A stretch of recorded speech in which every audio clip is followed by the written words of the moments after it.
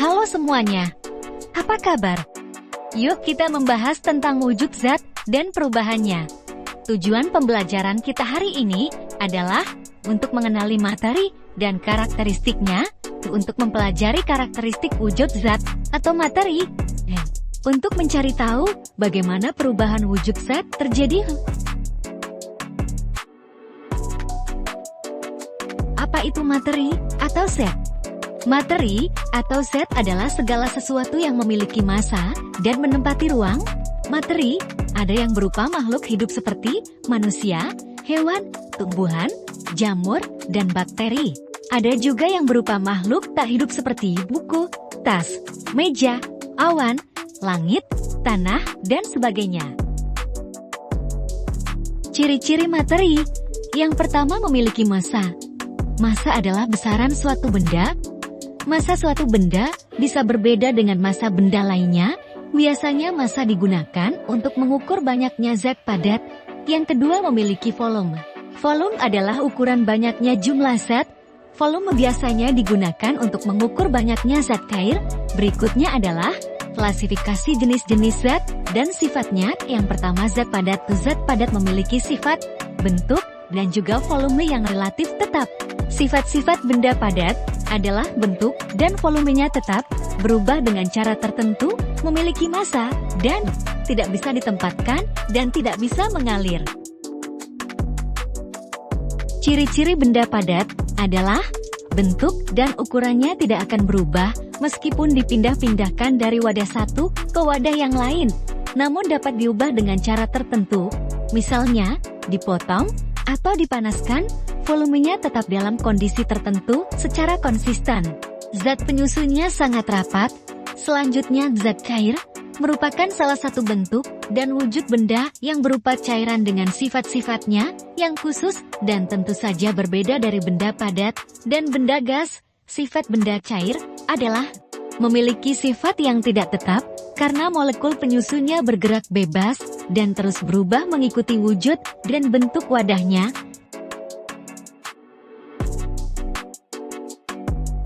Ciri-ciri benda cair yaitu bentuknya selalu berubah mengikuti bentuk wadahnya, permukaan benda cair tenang dan selalu datar, menempati ruang dan mempunyai massa, mengalir ke tempat yang lebih rendah, dapat melarutkan zat tertentu, dan menekan ke segala arah.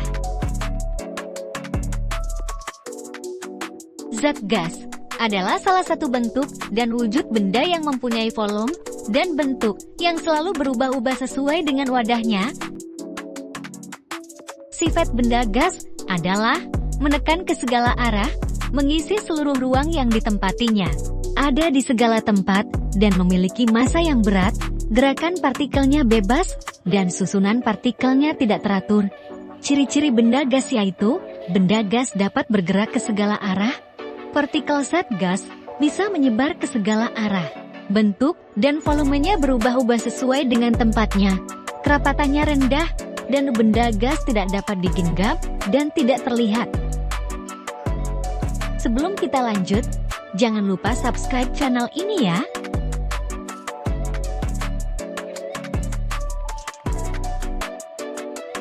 Perubahan wujud benda yaitu mencair, membeku, menguap, mengembun, menyublim, dan mengkristal. Yang pertama, mencair adalah proses perubahan wujud benda padat menjadi cair, seperti pada es yang mencair pada suhu tinggi, mentega yang meleleh saat dipanaskan. Begitu juga dengan lilin yang meleleh saat dinyalakan.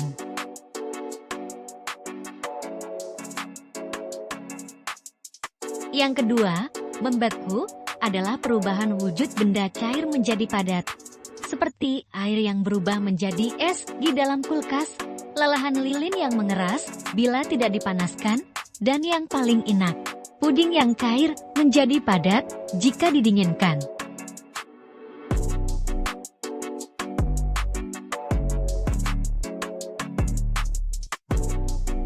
Yang ketiga, menguap merupakan perubahan wujud benda cair menjadi gas, seperti air yang dipanaskan akan menguap bila mencapai titik didihnya, parfum yang disemprotkan.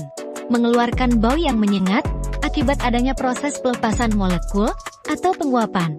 Proses pembuatan garam, di mana air laut yang dibiarkan terkena panas matahari, membuat molekul air pada garam akan menguap dan menyisakan kristal garam.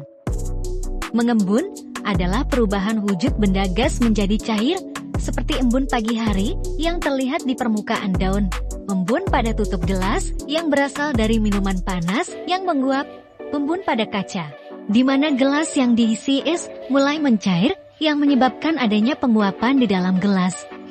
Uap air ini akan mengembun membentuk tetes-tetes air di bagian dinding luar gelas. Menyublim, yaitu perubahan wujud benda padat menjadi gas, seperti pada kapur barus yang semakin lama semakin mengecil karena berubah menjadi gas dan menyebar di udara. Salju yang mencair termasuk peristiwa menyublim. Salju yang terbentuk dari kristal-kristal dengan bidang permukaannya yang luas.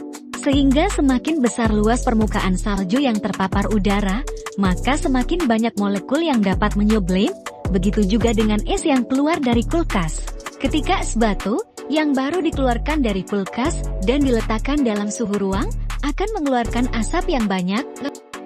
Hal ini dapat terjadi karena es tidak hanya mencair, namun mengalami peristiwa menyublim.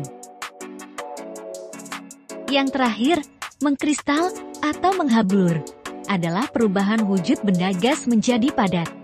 Misalnya seperti pada proses pembuatan garam, menguapkan air laut yang mengandung garam sampai zat cairnya habis dan meninggalkan endapan berupa kristal garam.